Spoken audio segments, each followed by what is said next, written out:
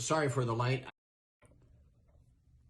Hey everyone, first of all, sorry for the light. I'm in a hotel room. I've been traveling all week and I wanted to try to put something together for you guys for Friday. So anyway, here we are. We're gonna wing it and get through it.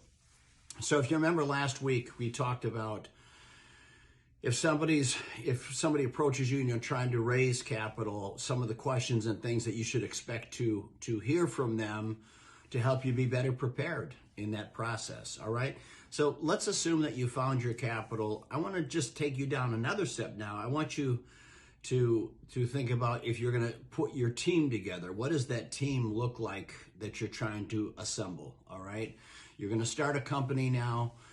What does it look and feel like? What are the type of people that I want to be looking for? First things first, I want you to make sure that you're always visualizing yourself winning the battle, okay? I mean, attitude is everything. And whenever I'm thinking about myself getting into a venture, I always think about winning, okay? I don't ever go into anything thinking, boy, you know what, this is high risk. I'm probably gonna lose my ass on this deal. If I have that mindset at all, I don't do it, right? Because there's something fundamentally in my head that's getting me to think that way. So obviously, visualize yourself winning it, okay?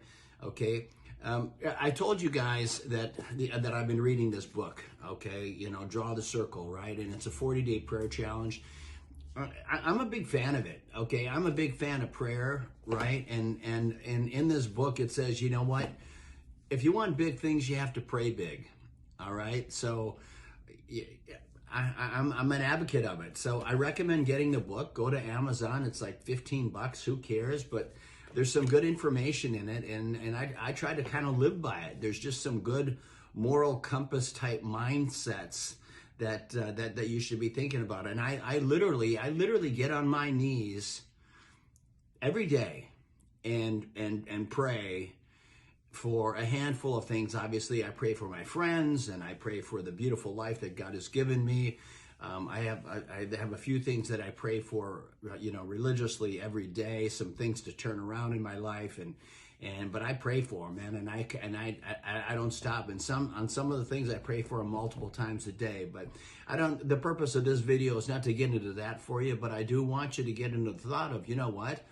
Thinking that I know in my case, I know that there's a higher power. I know I came from nothing, and whatever it is that I've been able to accomplish in my life, that God certainly has a plan for me, and I'm indebted to Him, and I'm going to pay it back. Okay, so once again, pray big and ask for big things. Okay, so winning starts with hiring the right team. So here's some of the things that I'm thinking about. You want to make sure that your company, when people come in and they start applying for jobs, all right, you're starting to fill positions, even the receptionist position, if you will.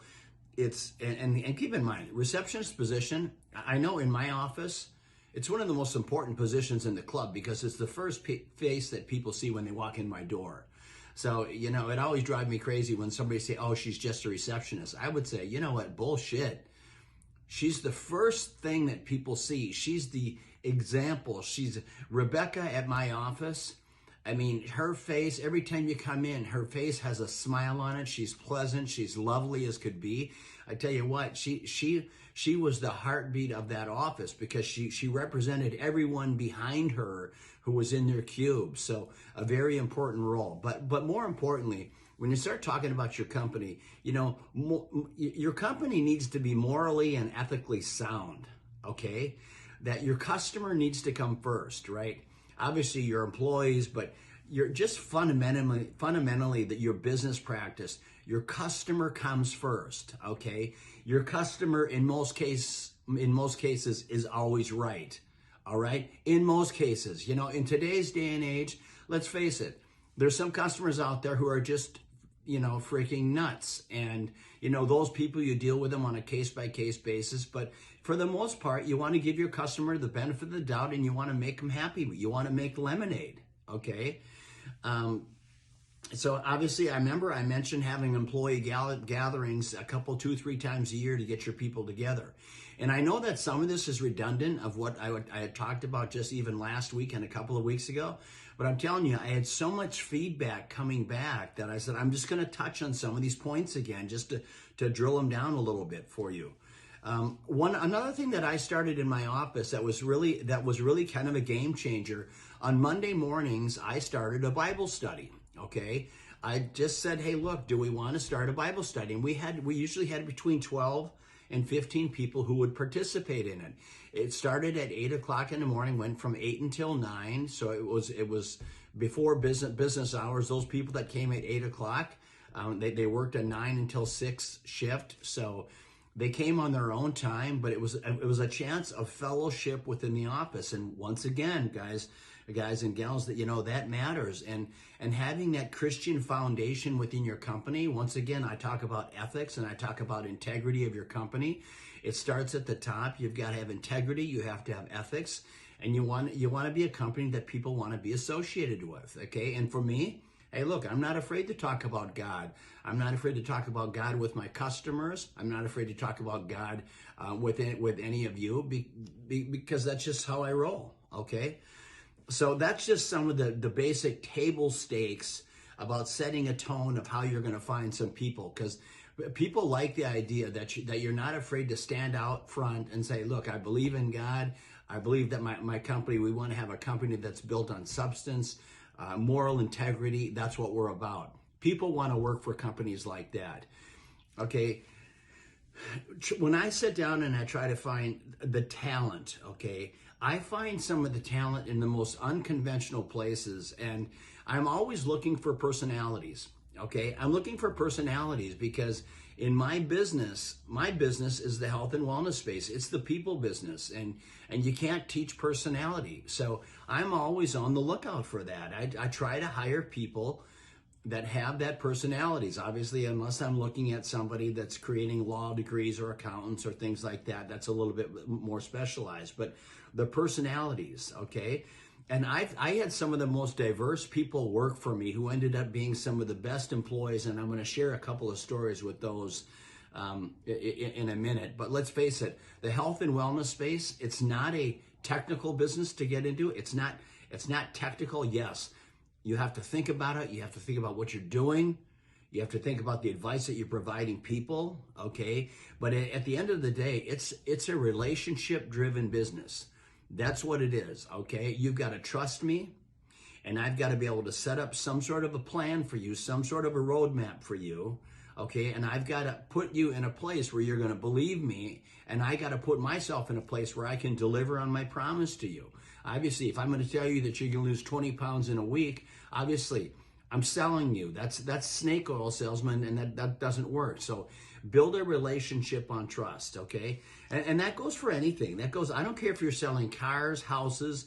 I don't care if you're involved in some multi-level marketing scheme, whatever it is that you're selling. You got to believe in what you're selling. You got to believe that what you are selling is of value to the customer. And the key point there, it's value to the customer. It's not value to you, okay? Meaning that you're getting paid. I'm going to sell you a membership, therefore I'm getting paid. I'm going to sell you a bottle of soap or vitamins or whatever it might be because I'm going to get paid, right? It's not about that. You're selling them something because you believe in your heart that this is something that's going to do good for them, okay? And when you do those things, you never have to worry about the moral compass within you, okay? Those are some inherent qualities that I look for everyone, that I look within everyone. Work ethic. Okay, work ethic is one, that's hard to teach, right? Some people either have it or they don't. So I notice that, right? That if I see somebody that's willing to put in overtime, meaning the people that drive me crazy are the ones that are looking at that clock all the time at 5 o'clock. Okay, they're at the clock, and the reality of it is, by 4:45, they've already mentally checked out, all right? So, those kind of people that rather looking at the clock, they very seldom stay late, and by 5 o'clock, they push away from their desk is all tidy. I get it. Hey, that doesn't make them bad employees. They're just not leadership type employees, okay? And there's a difference. They're not bad employees, so don't get me wrong. They're just not leaders, All right, let's make sure we understand that. Fundamentally, there's some things with leaders that make a difference. Okay, the leaders. I'm talking about that. You know, for me, I look for people that are willing to do whatever it takes to get the job done. Meaning, they come early, they stay late, they don't care. They know the job at hand. They know the timeline that is surrounding that job at hand, and they do whatever it's going to do. They rally their team, but it's important to them. All right. They're not paying attention to the clock. They're paying attention to the job and the quality of the job. Okay. And that's very important. They never cut corners. Okay. They never cut corners in order to make a timeline. All right. Because when you start cutting corners, then pretty soon you start cutting the corners on the integrity of your customer's product. And then pretty soon your customer experience starts going down because why? Because you were so caught up on hitting a deadline that you start cutting out some of the meat behind the value of what you were trying to deliver to your customer. All right. So a leader is somebody that says, look, I'm going to work a little bit harder. I'm going to pull a little bit deeper on the oars, and I'm going to get this project done on time. Okay. So those are the type of people. So once again, you're not looking for people that are looking at the clock. You also want people who can think on their feet, right? That when things change, when the dynamics change within their company, they can think on their feet. That's very, very important for them. Without bringing a whole collage of people around them, they're able to do it. They're able to grab 2 or 3 people, talk it over, and then move forward. Okay. I want to spend just a quick story on 2 guys that I hired. I mean, one guy, and I'm going to throw his name out there. His name was Tyler Walsh, and Tyler worked for me. And the reason this is important for me to share it with you is Tyler worked at a marina. Okay, he worked at a marina, and I noticed this guy. He had the respect of all the employees around him. Number one. Number two, he was always very, very respectful to me. And he was very thorough on the job that he did. Those are the types of people that I wanted. I looked at a job. He had no idea that I was looking, and I wasn't looking for him. But I just paid attention to the level of quality of work that he was doing. And one day I said, hey, look, you know what? If you're ever looking for a job, I gave him a card. I said, if this ever doesn't work out for you, come give me a call. He ended up working for me. About 6-8 months later, he came to work for me, one of the best employees I've ever had. The other guy I want to talk about, his name is Armin Krinke. Now, Armin was a salesperson at a health club, and I used to go into this gym and work out, and I tell you what, this guy was there all the time. He was there all the time working his ass off, and I loved it. And some nights when I would go by there, he would still be in his office. In fact, I remember going by his office one night where he's there. His wife was there. He had 3 kids. The kids were in their PJs, okay? And they were bringing their dad some dinner, right? So, I mean, that just tells me a lot about a man's integrity. Like, look, this guy was committed to hitting his numbers. He was a really personable guy. He always said hi to me when he walked by. He was just a hardworking kind of guy. And those are the things that I absolutely love, that he's not afraid to put in that time, right?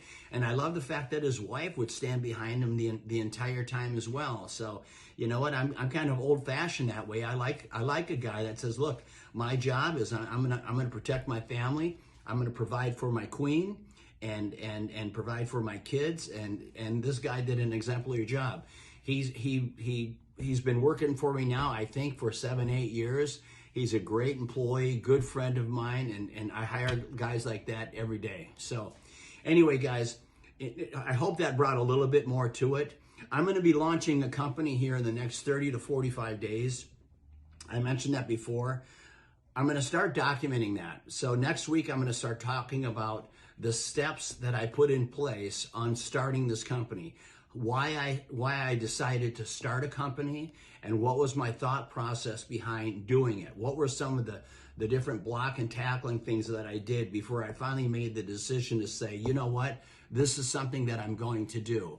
I'm going to try to break it down week by week as to what I wanted to accomplish, what are my goals, all the way up into my launch, okay? So hopefully you guys, this was very, very helpful for you. I hope you all had a very blessed Thanksgiving. Everybody have a Merry Christmas. I know I'll talk to you a few times before then, but everybody take care and God bless. Ciao.